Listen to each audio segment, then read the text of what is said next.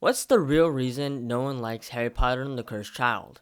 What's good, Potterheads? Welcome back to the Half-Blood YouTuber channel, where today I'm going to answer just that, because I recently began thinking about why people automatically hated it when it took to the stage, and again when the script was released in book form.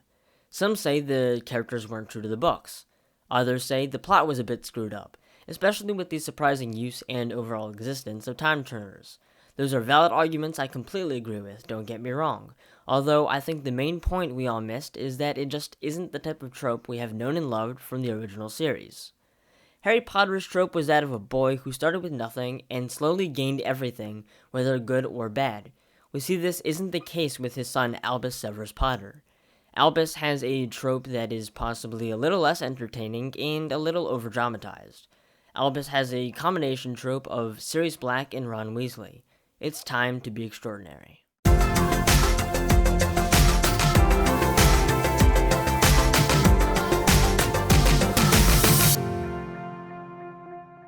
Right off the bat, I know you guys don't need it, but for the sake of the video, let's look at Harry Potter's character.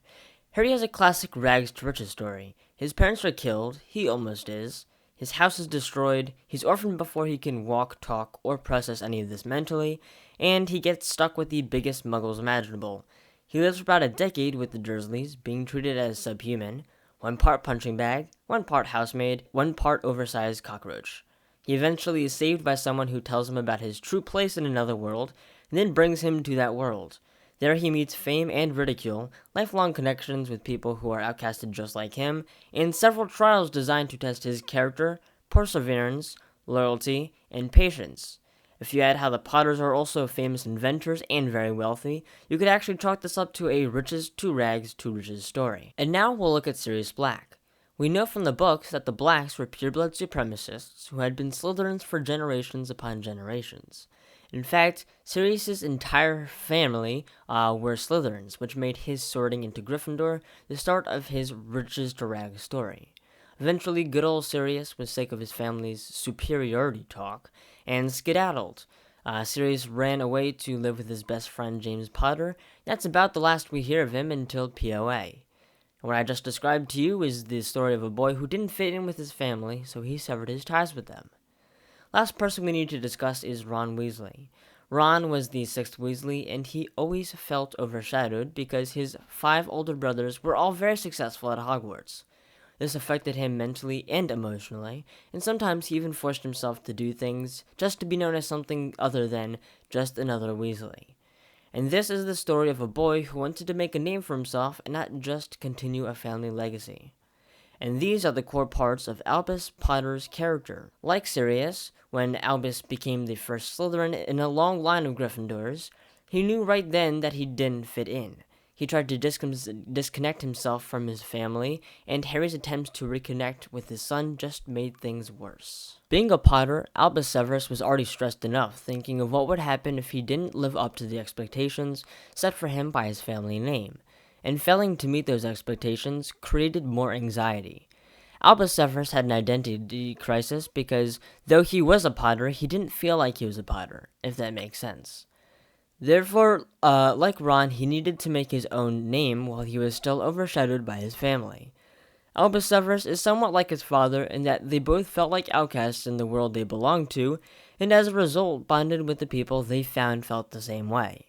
Harry bonded with Ron and Hermione, and Albus Severus bonded with Scorpius Malfoy. If you think about it, Harry and Albus are actually 2 sides of the same coin. They were both faced with the decision between Gryffindor and Slytherin, and both chose Gryffindor. Harry represents what happens when that wish is granted, and Albus when that wish is denied. But Jay, you say, you still haven't told me why I hate the Cursed Child, which is kinda cocky to begin with. That answer is pretty simple. I think if this happened to any other family besides the main one of the series, this wouldn't be a problem. But this happens to the Potters, and at least for me, I immediately hated Albus because he ruined the magical and happy ending that 19 years later gave me, and I guarantee you other Potterheads feel the same. I thought of Albus Severus as the wayward son in everyone's favorite magical family. And initially, I empathized with Harry because this was his legacy. This was how his children would be remembered. This was the conclusion of his story. But if you think of Albus as his own character and not another Potter, which I think is the way he's meant to be thought of, then Albus Severus seems a little more understanding as a character, and you might even start to enjoy the Cursed Child a bit. Now again, I'm not saying I like the Cursed Child. I never expected them to use time travel for a plot, obviously because all the time turners were destroyed in Book 5, and also because I didn't think it was possible to write a good and sensible story using time travel, and I was right. What I'm saying is, I love what they did with Albus Severus and the Potter family dynamic. In essence, it was an important yet poorly written sequel. If you enjoyed this video, I'm so glad. And make sure to click the like button because it really helps out the channel. You can also subscribe with the logo on the left and ring the notification bell too. That's all for today, so stay extraordinary. Peace.